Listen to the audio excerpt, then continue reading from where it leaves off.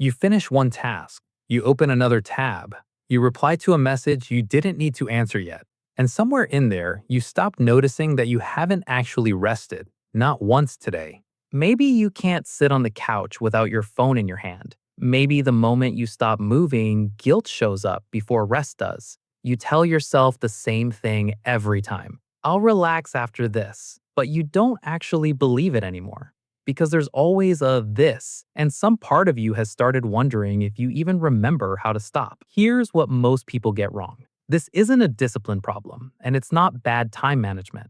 It's your nervous system. When stress never fully switches off, your body stops treating rest as available, even when nothing around you is actually wrong.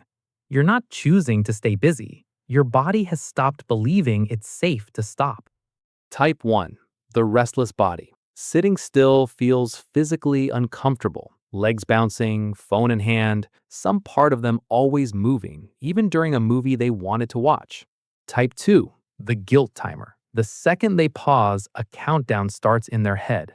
You should be doing something, until the guilt gets loud enough that they get back up, just to make it stop. Both are doing the same thing in different ways, avoiding a stillness that doesn't feel safe anymore. Not because they're lazy or restless by nature, but because their body genuinely doesn't recognize rest as an option right now. If you already know which one you are, the restless body or the guilt timer, put it in the comments. It's usually the fastest way to notice the pattern in yourself. To see how this actually plays out, look at someone like Arthur.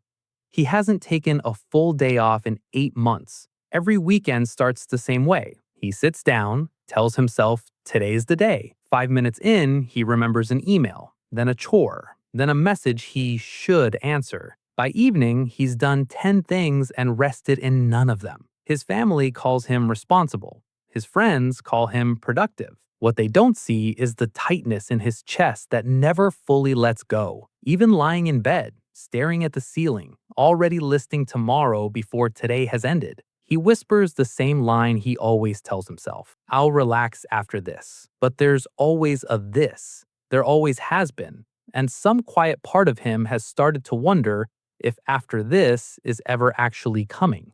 This isn't weakness, and it isn't a flaw in his character. A body that stays alert this long usually learned to for a reason, often because stopping once genuinely wasn't safe or wasn't allowed. The instinct made sense once, it's just outdated now. Psychiatrist Dan Siegel calls this the window of tolerance, the zone where your nervous system feels safe enough to actually rest, think clearly, and respond calmly instead of react. Under constant pressure, that window shrinks. The body starts living just outside it, in a low-grade state of alert, even when nothing is actively threatening it. Neuroscientist Bruce McEwen named the cost of this allostatic load, the wear your body accumulates from staying switched on too long. It's built to spike, then recover, not to stay activated indefinitely. But when the recovery never comes, when there's always one more task before rest, the nervous system stops registering safety as an option.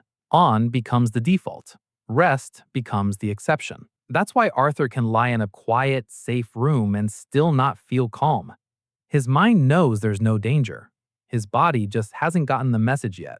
So, how do you tell a body stuck in alert mode that it's actually safe? Not with logic, with physiology. Drop your shoulders away from your ears. Unclench your jaw. Take one breath where the exhale is longer than the inhale. That small signal is what your nervous system actually responds to.